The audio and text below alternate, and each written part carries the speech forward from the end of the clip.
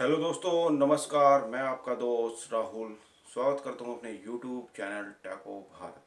तो दोस्तों, आज इस वीडियो में हम नए विषय पे बात करेंगे। जैसे मेरे यूट्यूब पे और वीडियोस हैं, उन पर एक कमेंट आता है।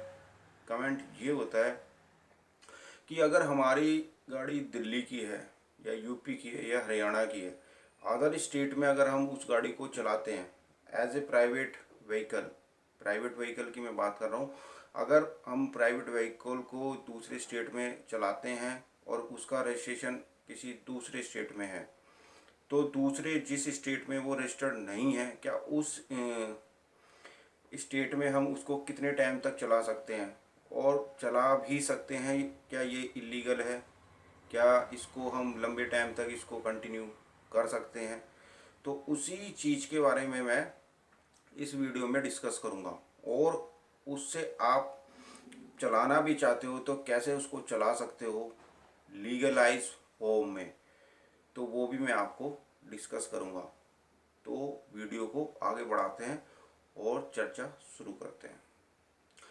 तो सबसे पहले एक एग्जाम्पल के तौर पे हम समझते हैं। मान लीजिए आपकी गाड़ी राजस्थान या यूपी नंबर पे है। फॉर एग्जाम्पल, एक उदाहरण के तौर पे चीज़ को समझने के लिए, हरियाणा या राजस्थान नंबर पे है, उस गाड़ी को आप दिल्ली, पंजाब या उत्तराखंड कहीं भी ऐसे जहाँ पे आपको पर्टिकुलर आपका रिहायशी हो या कुछ लंबे समय तक आपको स्टे करना हो, तो वहाँ पे आप उस गाड़ी को रन करना चाहते हो, तो किस केस में कैसे कर सकते हो? सबसे पहले तो आपके पास एक ड्यूरेशन रहती है कि आप अगर दूसरे स्टेट से गाड़ी दूसरे स्टेट में चला रहे हो, तो उसका कम से कम 6 महीने साल भर के बीच में टाइम होता है कि उस टाइम तक आप अपना काम, जिस भी पर्पज़ से आप आए हो, उस पर्पज़ को पूरा करके उस गाड़ी को वहाँ से लेके चले जाओ जिस स्टेट में वो रजिस्टर्ड है। क्योंकि वो उस जिस स्टेट में रजिस्टर्ड है, उसी स्टेट में उस गाड़ी मालिक ने पैसा दिया है, आरटीओ दिया है, रोड टैक्स दिया है। तो नियम यही कहता है कि आप उस गाड़ी को उसी स्टेट में चलाओ।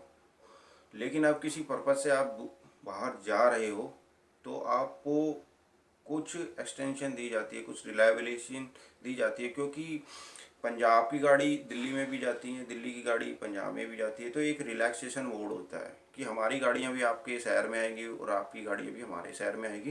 तो एक रिलैक्सेशन मोड दिया जाता है जिसमें प्राइवेट गाड़ियों को कि कोई दिक्कत नहीं है, क्योंकि प्राइवेट व्हीकल हैं, ज़रूरी नहीं है कि बहुत ज़्यादा आवागमन होता है। तो एक ये जनरल फॉर्मेट होता है। लेकिन एक ही गाड़ी आप लंबे टाइम से एक जगह रह रहे हो, दूसरे स्टेट में रह रहे हो, और आपको पता है कि मैं 2-3 साल तक अपने की जिस रजिस्टर्ड प्लेस पे ये गाड़ी है उसमें नहीं जाऊंगा, तो आप जिस स्टेट में रह रहे हो वहाँ पर उस गाड़ी को रजिस्टर्ड जरूर कराएं। अगर आप ऐसा नहीं करते और कि इन केस आप इसमें फंस जाते हो, तो आपकी गाड़ी इम्पाउंड हो सकती है और इसमें बहुत मोटा चालान भी आपका बनाया जा सकता है। क्योंकि ये लीगलाइज फॉर्म नहीं है कि आप दूसरे स्टेट की गाड़ी दूसरे स्टेट में लंबे टाइम तक चला रहे हो, क्योंकि आपने उस स्टेट को पैसा नहीं दिया है, रोड टैक्स नहीं दिया है, जिससे आप उस स्टेट की सड़कों को यूज़ कर सको उस गाड़ी के लिए। हाँ, एक रिलैक्सेशन मोड होता है कि कुछ गाड़ियाँ जैसे हरियाणा की दिल्ली में आती हैं, दिल्ली की हरियाणा में जाती हैं, तो एक कोलैबोरेट बना होता है। लेकिन आप उस कोलैबोरेशन के बीच में अगर आप लंबे टाइम तक एक ही गाड़ी को चला रहे हो और उसमें पकड़े जाते हो और आप प्रूफ नहीं कर पाते कि आप बाहर से आए हो और लंबे टाइम से आप यहाँ पे हो, तो उस केस में आपका चालान हो सकता है, मोटी पेनल्टी भी लग सकती है। तो इसमें क्या करना पड़ेगा, आपको अपने दूसरे स्टेट के व्हीकल को जिस स्टेट में आप चला रहे हो उसमें आपको रजिस्टर्ड कराना पड़ेगा। इसका प्रोसेस क्या होगा? प्रोसेस यह होगा, अगर आपकी गाड़ी लोन पे है, मतलब ईएमआई पे चल रही है, तो आपको बैंक में जाके एनओसी लेनी पड़ेगी। एनओसी आपको जब तक वो देंगे नहीं, क्योंकि जब तक वो बैंक का सेटलमेंट नहीं हो जाएगा एक केस, अगर ऐसा नहीं होता तो आपको उस स्टेट के आरटीओ पे जाना पड़ेगा और वहाँ पे अपनी एप्लीकेशन लगा के वहाँ से एनओसी लेनी होगी कि मैं अब इस गाड़ी को दूसरे स्टेट में रजिस्टर्ड कराऊंगा। क्योंकि बिना एनओसी के आपकी दूसरे स्टेट में गाड़ी नहीं रजिस्टर्ड होगी। एनओसी मस्ट है। एनओसी आपको बैंक से लेनी हो या आरटीओ ऑफिस से, जहाँ से भी आप ले सको वहाँ से आपको लेनी पड़ेगी, तभी आपकी दूसरे स्टेट में गाड़ी रजिस्टर्ड होगी। और दूसरा केस, अगर आपकी गाड़ी पे लोन नहीं है तो फिर भी आपको आरटीओ ऑफिस से एनओसी लेनी पड़ेगी कि इस पे कोई चालान तो नहीं है, कोई किसी केस में या किसी चीज़ में ऐसी दुर्घटना में शामिल तो नहीं है। तो आपको वहाँ से क्लियर चिट एनओसी लेनी पड़ेगी, नॉन ऑब्जेक्शन सर्टिफिकेट। फिर आप दूसरी अथॉरिटी में, दूसरे स्टेट की अथॉरिटी में जाके उस गाड़ी को नए नंबर के साथ रजिस्टर्ड करा सकते हो, क्योंकि नंबर भी चेंज हो जाएगा और नया नंबर आपको दूसरी अथॉरिटी से, दूसरे स्टेट से मिलेगा। अब फीस के बारे में बात करते हैं। फीस ऐसे होगी कि जैसे मान लो आपने नई गाड़ी ली थी 5 लाख की, 6 लाख की, तो उसकी जो वैल्यू थी 5, 6, 7 लाख जो भी थी, उसके हिसाब से उसका रजिस्ट्रेशन किया गया। चार्जेस जो हैं उस पर जो टैक्सेस लगे उस हिसाब से लगे जब उसकी वैल्यू 5 से 6 लाख थी। अब वो गाड़ी आपने 2 साल, 3 साल बाद या 1 साल बाद जब भी आपने दूसरे स्टेट में उसको रजिस्टर्ड कराया, तो उसकी डेप्रिशिएट वैल्यू, मतलब जितना टाइम उसको हो चुका है उस वैल्यू पे उसका न्यू रजिस्ट्रेशन किया जाएगा। मान लो 5 लाख पे आपकी नई गाड़ी का रजिस्ट्रेशन हुआ दिल्ली में, अब उस गाड़ी को आप करा रहे हो हरियाणा में रजिस्टर्ड, और अब उसकी वैल्यू रहेगी 2 साल बाद 3 लाख। तो 3 लाख के हिसाब से आपका आरटीओ जाएगा। रजिस्ट्रेशन जो भी चार्ज होगा वो 3 लाख के हिसाब से होगा। ये मोटा मोटा एक एग्जाम्पल के तौर पे है।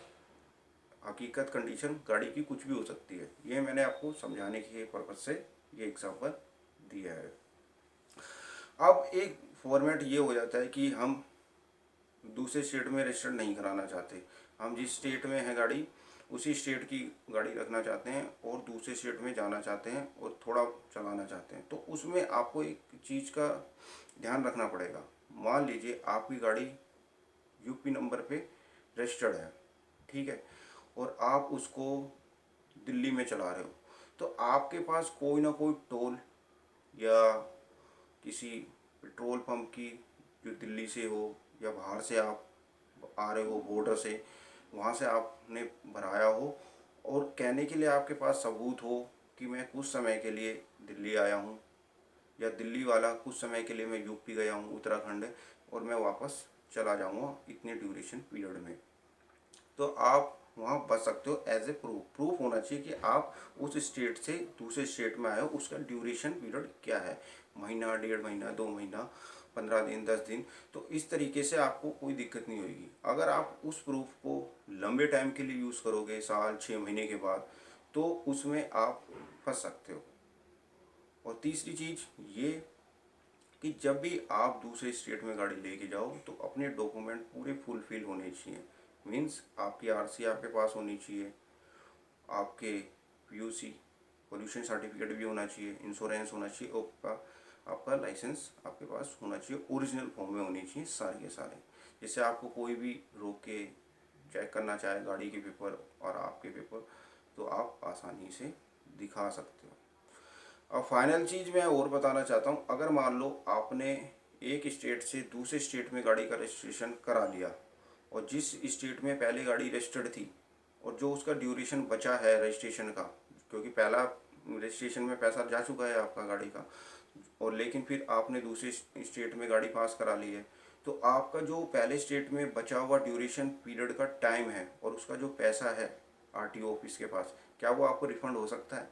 तो दोस्तों वो रिफ़ंड हो सकता है। उसके लिए थोड़ा सा आपको भागा दौड़ी करनी पड़ेगी, उस आरटीओ ऑफिस में जाना पड़ेगा, एप्लीकेशन लगानी पड़ेगी, फॉर्म भरना पड़ेगा उस आरसी के साथ जो आरसी पहले रजिस्टर्ड गाड़ी पे मिली थी, तो आपको वो पैसा आपको आरटीओ ऑफिस लौटा देगा।